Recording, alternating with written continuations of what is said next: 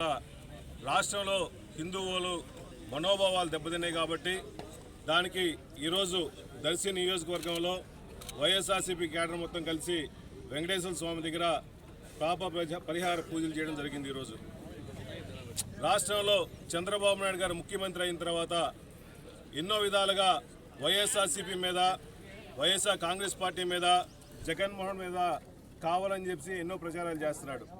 ఆయన రాజకీయం కోసం, ఆయన రాజకీయ లబ్ధి కోసం, స్వార్థ రాజకీయాల కోసం తిరుపతి వెంకటేశ్వర స్వామి లడ్డును కూడా వదల ఒక ముఖ్యమంత్రి హోదా ఉండి ఏమీ ఆధారాలు లేకుండా ఒక తిరుపతి వెంకటేశ్వర స్వామి ప్రసాదం మీద, లడ్డూలో నెయ్యి కల్తీ జరిగిందని ఎలా చెప్పగలుగుతాడు? ఒక బాధితాపరంగా సీఎం కుర్చీలో కూర్చొని అతను రాజకీయాల కోసం, రాజకీయ లాభం కోసం ఎన్ని చేస్తున్నాడు.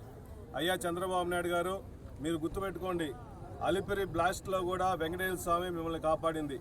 అటువంటి వెంకటేశ్వర స్వామి మీద మీరు కూడా ఆరాధ్య దైవంగా పూజించే వెంకటేశ్వర స్వామి మీద వెంకటేశ్వర స్వామి ప్రసాదంలో లడ్డూల్లో నెయ్యి కలిసిందని చెప్పి అసత్య ప్రచారం చేయడం నిజంగా చాలా బాధాకరంగా ఉందని చెప్పి సభను తెలియజేస్తున్నా.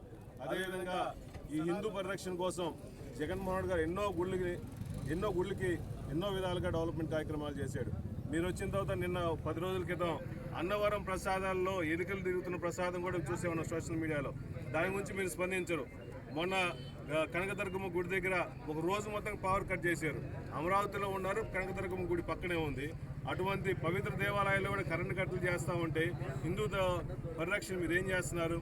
దయచేసి స్వార్థ రాజకీయాలు మానుకొని, మా మీద జగన్మోహన్ గారి మీద కక్షిపోత విష ప్రచారం మానుకొని, మీకు ఇచ్చిన టైంలో 2 సంవత్సరాలు అయిపోయింది, మిగిలిన 3 సంవత్సరాలైనా ఇచ్చిన హామీలు నెరవేర్చడం కోసం డైవర్షన్ పాలిటిక్స్ మానుకొని, నిజంగా మీరు మీ సీనియర్ అని చెప్పుకుంటున్నారు కదా, దయచేసి ప్రజలకు మేలు చేసి 3 సంవత్సరాలు వెలగబెట్టాలని చెప్పి మనస్ఫూర్తిగా కోరుకుంటున్నాము.